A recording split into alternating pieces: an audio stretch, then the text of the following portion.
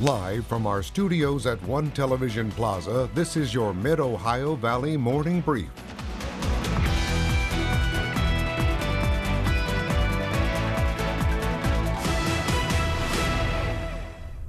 Good morning, Mid-Ohio Valley, and thanks for joining us today for your morning brief. I'm Emma Grace Myers. And I'm Henry Groff, and it is almost the end of the week. Tomorrow, finally Friday. Yeah, it's been kind of a long week.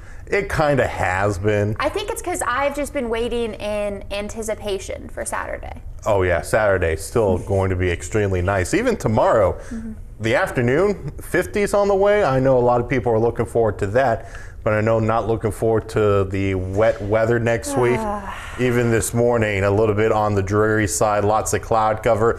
Been dealing with a little bit of a mix of rain and snow sliding through. We'll continue to deal with that, but luckily most of the rain staying further down towards the south. So our afternoon will be drying now. We should also see some more sunshine making a comeback, but our temperatures today only climbing up into the 40s. So we'll look at that nice pleasant weather, something to get outside and enjoy Friday and Saturday. And then unfortunately we are going to keep an eye on that threat of snow trying to move in for Monday. And that's why we do have a first alert weather day there, because of that increasing risk of accumulating snow leading to those slick road conditions. But I'll have more details about what to expect over the next several days in your full forecast coming up later on.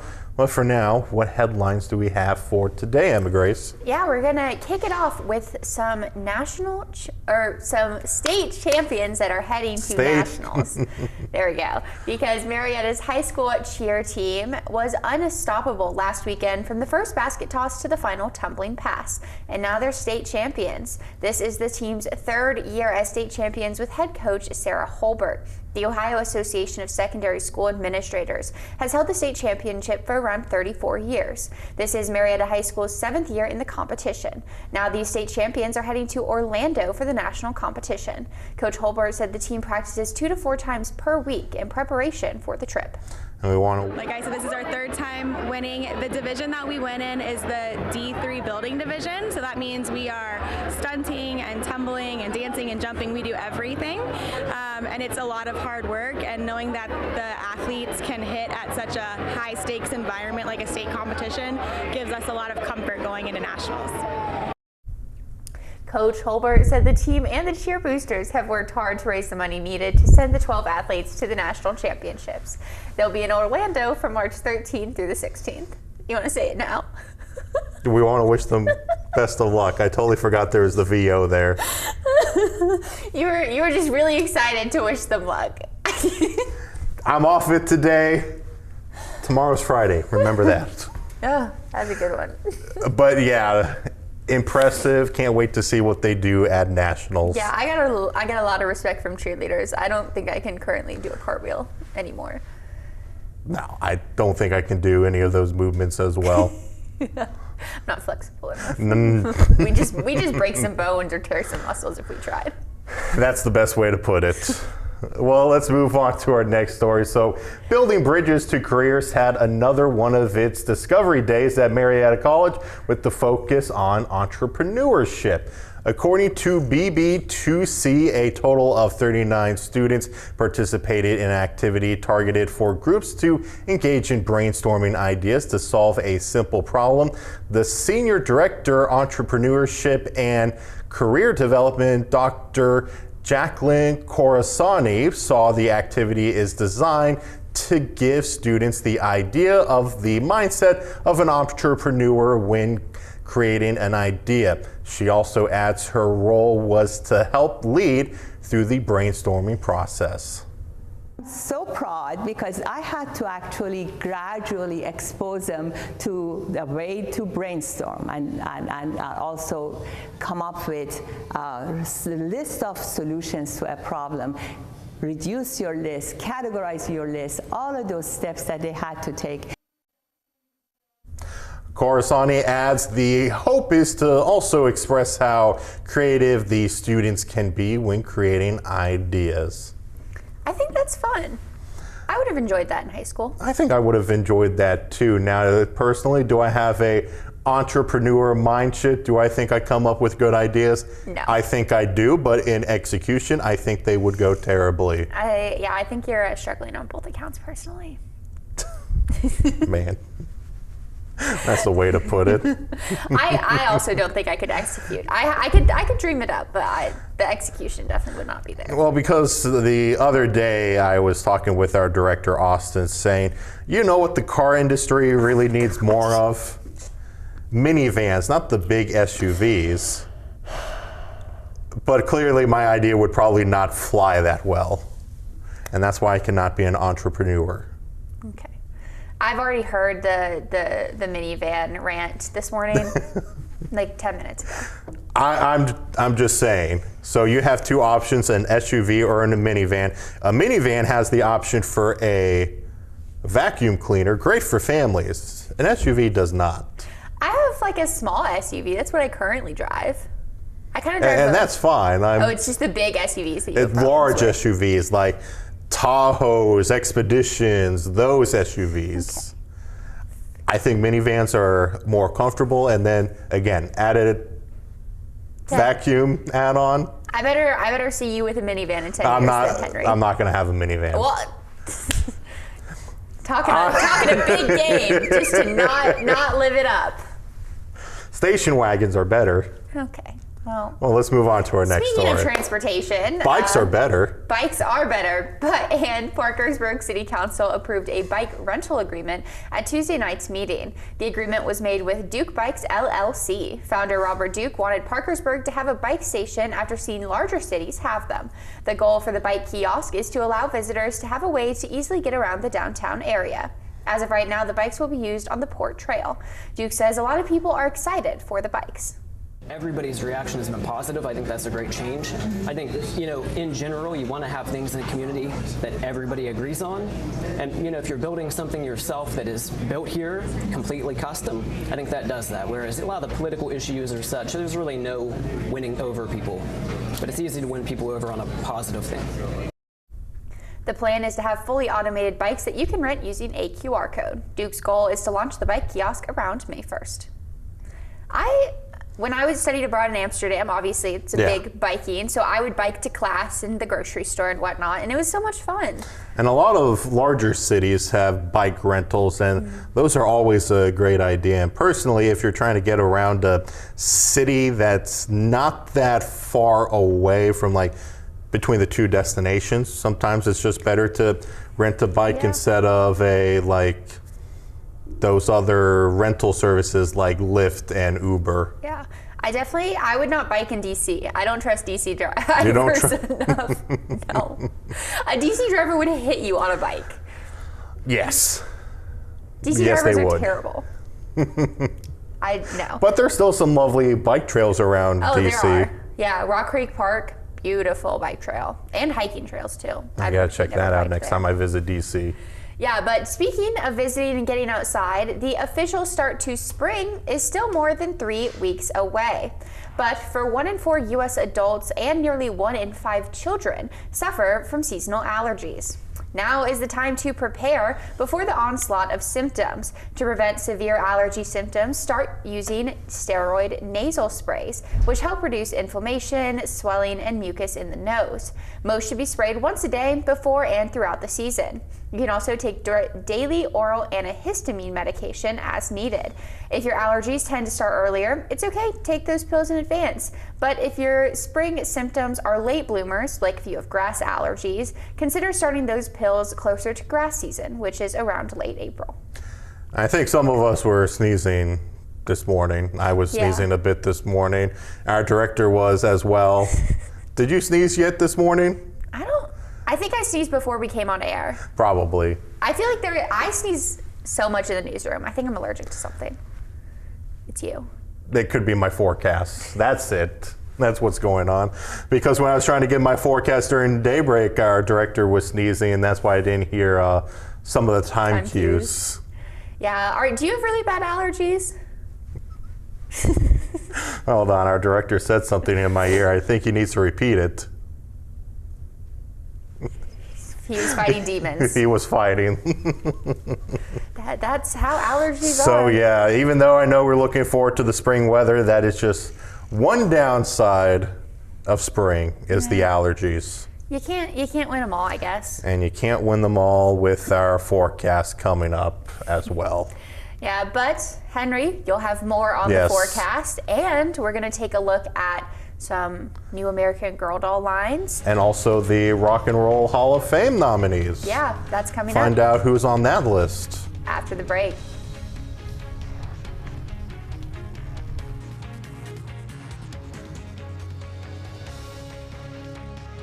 Now, here's your first alert weather update with meteorologist Henry Groff.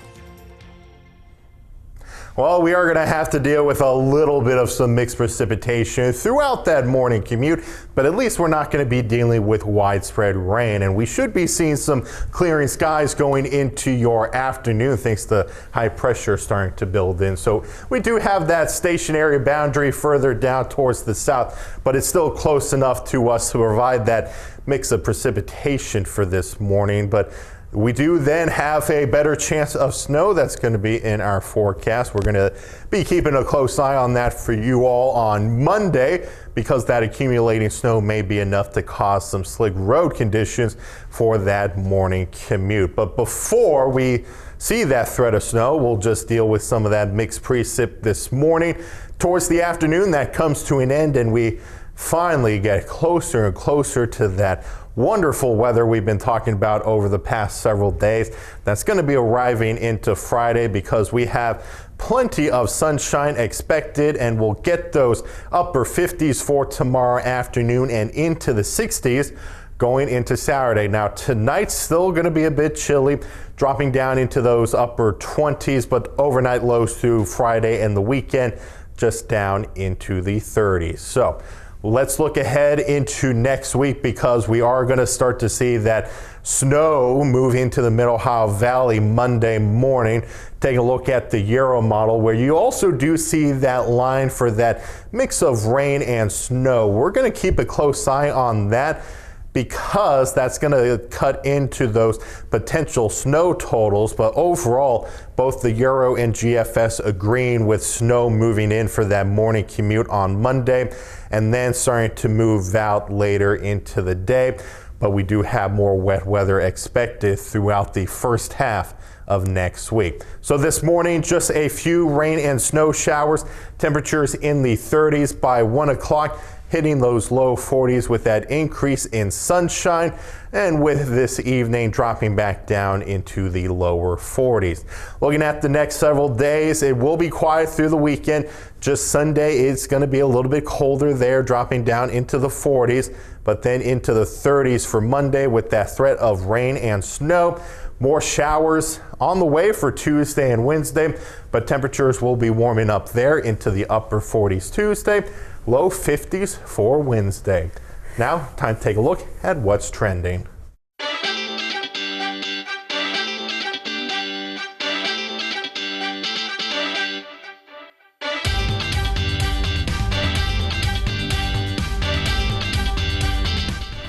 Well, two interesting things to look at this morning. And first off, going to be talking about an anniversary. Yeah. So did your sister have American Girl dolls growing up? No. Okay. What about you? Yes, I had multiple American Girl dolls. I had quite a few. A lot of clothes. I had some of the dogs. I had the bunk bed. I was a big American Girl doll fiend. But it is their 40th anniversary, and it's celebrating with a look back and a collection it hopes will bring the brand forward. Each of the original 6 American Girl dolls represents a period in U.S. history. Now they're coming back in contemporary clothes for the brand's modern era collection. American Girl doll dates back to 1986, when a teacher who loved history created the first product line. In part, the brand is known for its experiential retail stores, where children can immerse themselves in the doll's world.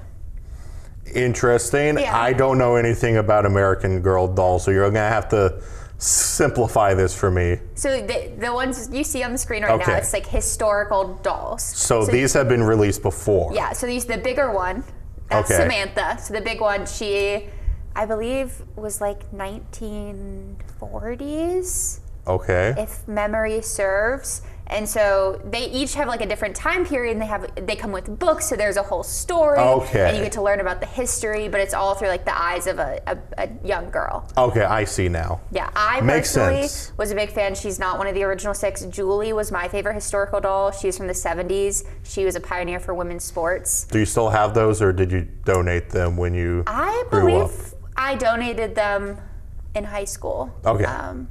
So I Do you did miss not keep them. They were cool, but I don't really think I'd have space for them now. I definitely wouldn't have space for any of the Hot Wheels I had growing up. Not the Hot Wheels. I liked American Girl, but my obsession was Littlest Pet Shop. Okay. I remember that. I had like 300 Littlest Pet Shop. Wow. Yeah. I think my sister had some, and she did not have that many. I had a lot. Well, let's move on to our next story. So the Rock and Roll Hall of Fame has announced its nominees for 2026, and as always, some fans are ecstatic while others are a bit disappointed. This year's list is the largest ever with 17 artists. 10 of them are first-time nominees. They include Lauryn Hill, Phil Collins, Wu-Tang Clan, Shakira, and Luther Vandross. The other artists in the list includes Pink. Returning to the ballot again are the Black Crowes and Billy Idol. Oasis is also back on the list despite singer Liam Gallagher should be able to pronounce that, but somehow I did not, disavowing the Hall of Fame. Heavy metal band Iron Maiden is also returning for the 3rd time as well. Yeah. I think personally, out of that group, Phil Collins has my vote. Phil Collins? That man wrote some phenomenal Disney scores. I think that would be a good pick too. Toy Story. Yes. Tarzan. Yes. I don't actually know anymore. I know he wrote other ones, but those are the 2 I know for sure. I think that's a reasonable pick. Who would be yours? I already forgot what the list has in it already. Can you scroll the prompter up a second? What were the options again? I would go with Oasis. That's an easy pick. Pink is also good. Good idea. I think I'm going to lean more towards Oasis. Okay. The only Oasis song I can think of is Wonderwall, and that's it. Traumatizing. Wonderwall was so big in like that 2020 early 2010s. And that's the only thing people can sing in bars in Britain, in the United Kingdom. Only song? Yeah. Okay, if you say so. But with that fun fact, we have some more fun facts about our Daybreak Trivia question. Today's question was, what president officially designated the Grand Canyon as a national park? The answer, Woodrow Wilson.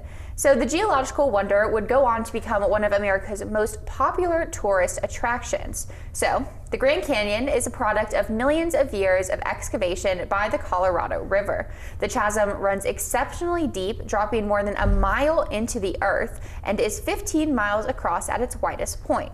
The canyon is home to more than 1,500 plant species and over 500 animal species, many of them endangered or unique to the area.